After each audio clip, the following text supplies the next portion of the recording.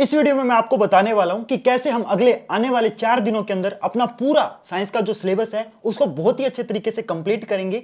Complete करने के साथ साथ उसकी हम कैसे रिवीजन करेंगे, क्योंकि जब आपका सिलेबस पूरा होगा और साथ में रिवीजन होगी, जब ये दोनों चीजें आपकी होंगी ना, तब जाके आप बोर्ड्स के अंदर 95 प्लस स्कोर करोगे। तो प्लीज यार वीडियो को एंड तक देखना। ये जो वीडियो है ना, ये आपका पूरा का पूरा जो रिजल्ट है उसको चेंज कर सकती है। तो चलो वीडियो को शुरू करते हैं। तो सबसे पहले बच्चों के मन में डाउट आता है कि भैया हम सिलेबस कैसे कंप्लीट करेंगे। तो देखो यार, आपको पता है साइंस एक ऐसा सब्जेक्ट है जिसके अंदर पूरा का पूरा जो पेपर है वो एनसीईआरटी से आता है, लेकिन अभी आपके पास इतना टाइम नहीं है कि आप एनसीईआरटी पढ़ोगे बैठ के। इसीलिए आपको क्या करना है, मैंने आपके ऑलरेडी इस चैनल के ऊपर बहुत ही बढ़िया, मैं ये कहता हूं कि इंडिया के one of the best notes बना के ऑलरेडी अपलोड कर रखे हैं। तो उन नोट्स को आप कंप्लीटली फ्री में डिस्क्रिप्शन वाले लिंक से डाउनलोड कर सकते हो। और मैं आपको गारंटी देता हूं, अगर आपने साइंस के अंदर कुछ भी नहीं पढ़ा है ना, सिर्फ और सिर्फ आप उन नोट्स को पढ़ लेना, सिर्फ और सिर्फ वो नोट्स पढ़ने से आपको ना पूरी की पूरी जो साइंस है वो ऐसे समझ आ जाएगी। क्योंकि वो नोट्स मैंने इतने प्यारे तरीके से, इतने इजी तरीके से डिजाइन किए, मेरे को नहीं लगता यार उन नोट्स से बेस्ट नोट्स आपको कहीं मिल सकते हैं। क्योंकि यार मेरी खुद जान लगी भाई नोट्स को बनाने में, तो मेरे को नहीं लगता किसी के बस के इतने बढ़िया नोट्स बनाना। तो उन नोट्स को आप डिस्क्रिप्शन वाले लिंक से डाउनलोड कर सकते हो। और अगर आप अभी एनसीईआरटी पढ़ने जाओगे ना, तो आपका बहुत ज्यादा टाइम वेस्ट हो जाएगा। इसीलिए जितना भी थ्योरी का पार्ट है वो आप नोट से कर सकते हो। अब आपका थ्योरी वाला पार्ट तो नोट से हो गया, इसके बाद आपको क्या करना है, इसके बाद आपको करने हैं एनसीईआरटी के इंपॉर्टेंट क्वेश्चन।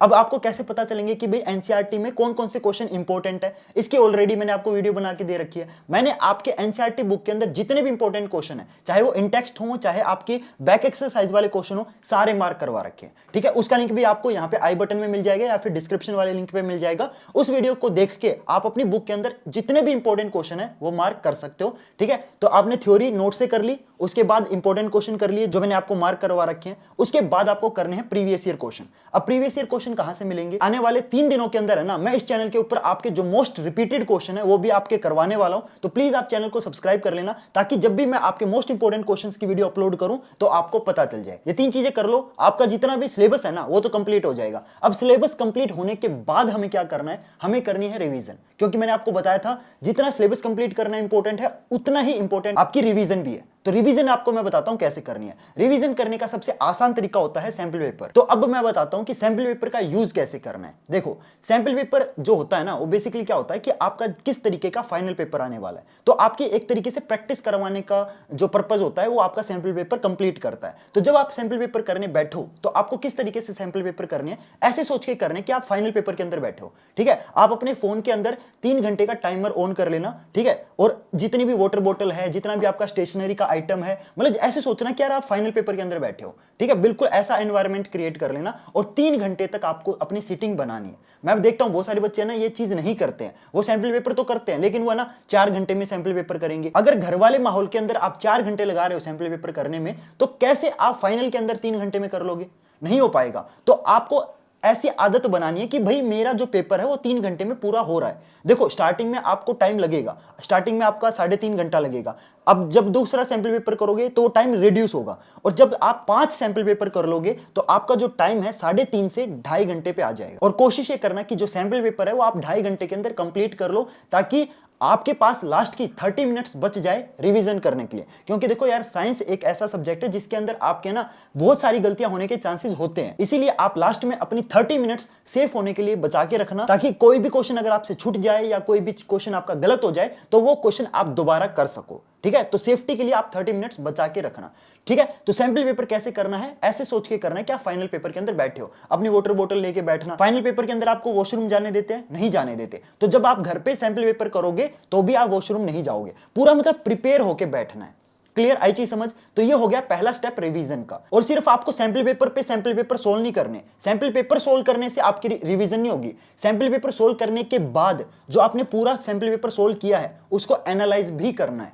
ठीक है, एनालाइज कैसे करना है, जो क्वेश्चन आपसे ना एक बारी में ही सोल्व हो गए थे उन पे आप टिक लगा दो। ठीक है, जो क्वेश्चन आपने थोड़ा सा दिमाग लगाना पड़ा उसमें, उन क्वेश्चन को सर्कल मार्क कर लो, और जो क्वेश्चन आपसे हो ही नहीं रहे थे उनको क्रॉस कर दो। ठीक है, ये आपको 3 मार्क यूज करने हैं। जो आपसे एक बार में क्वेश्चन हो जाए उस पर टिक, और जिन क्वेश्चन में आपको टाइम लगा है उन पे सर्कल, और जो क्वेश्चन आपसे बिल्कुल हो ही नहीं रहे उन पे सीधा क्रॉस मारना है। ये करने से आपको क्या फायदा होगा, मान लो अभी तो आपके पास 4 दिन बचे हुए हैं साइंस का सिलेबस पूरा करने में, लेकिन पेपर से पहले वाले दिन क्या आप दोबारा से वो सारे सैंपल पेपर करोगे, नहीं करोगे। उस टाइम जो ये आपने मार्किंग किया ना, ये आपकी बहुत हेल्प करेगी।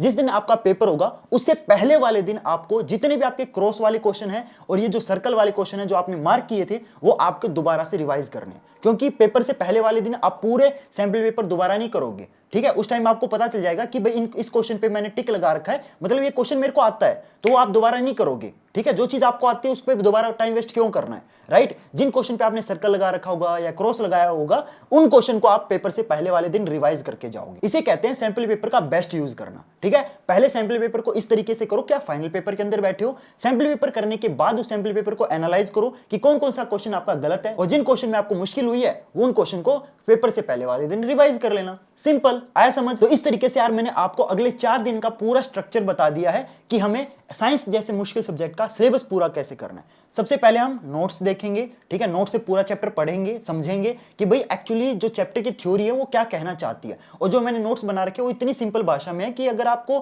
कुछ भी नहीं आता ना, इनफैक्ट आपको एनसीईआरटी तक पढ़ने की जरूरत नहीं पड़ेगी। तो नोट्स देखो, नोट्स के बाद जितने भी मैंने आपके एनसीईआरटी के इंपॉर्टेंट क्वेश्चन मार्क करवाए हैं वो मार्क करके सिर्फ और सिर्फ उन क्वेश्चन को अच्छे से कर लेना, ठीक है। मैं ये नहीं कह रहा कि सारे क्वेश्चन इंपॉर्टेंट है, हर क्वेश्चन इंपॉर्टेंट नहीं होता, हर चैप्टर में से कुछ क्वेश्चन ऐसे होते हैं जो इंपॉर्टेंट होते हैं, तो वो मैंने आपको मार्क करवा रखे हैं। तो आप नोट्स करने के बाद जितने भी इंपॉर्टेंट क्वेश्चन मैंने मार्क करवा रखे हैं उनको अच्छे से कर लेना। उसके बाद प्रीवियस ईयर क्वेश्चन तो मैं आपको इस चैनल पे करवाने वाला हूं, तो प्लीज आप चैनल को सब्सक्राइब कर लो, क्योंकि अगले 3 दिनों के अंदर इस चैनल के ऊपर आपको बहुत ही तगड़ा तगड़ा कंटेंट मिलने वाला है। तो प्लीज चैनल को सब्सक्राइब कर लो, ठीक है। तो ये तीनों चीजें तो आपको मिल गई हैं। अब इसके बाद सैंपल पेपर वाला मैंने पूरा बता दिया कि सैंपल पेपर आपको कैसे करना है, ठीक है। अगर आप इतना भी फॉलो कर लेते हो, मैं आपको गारंटी देता हूं आप इजीली, मैं ये नहीं कह रहा कि आप बहुत ही मुश्किल लगेगा, बहुत ही आसानी से आप 95 प्लस स्कोर कर सकते हो, मैं गारंटी देता हूं। क्योंकि यार मेरे खुद साइंस में 100 आउट ऑफ 100 आए हुए हैं। अगर मैं आपको अपना रिजल्ट बताऊं, मेरे ओवरऑल 98.5 आए हुए हैं 10th के अंदर, और 12th के अंदर मेरे 96.2 आए हुए हैं, ठीक है। तो being a topper, being a senior,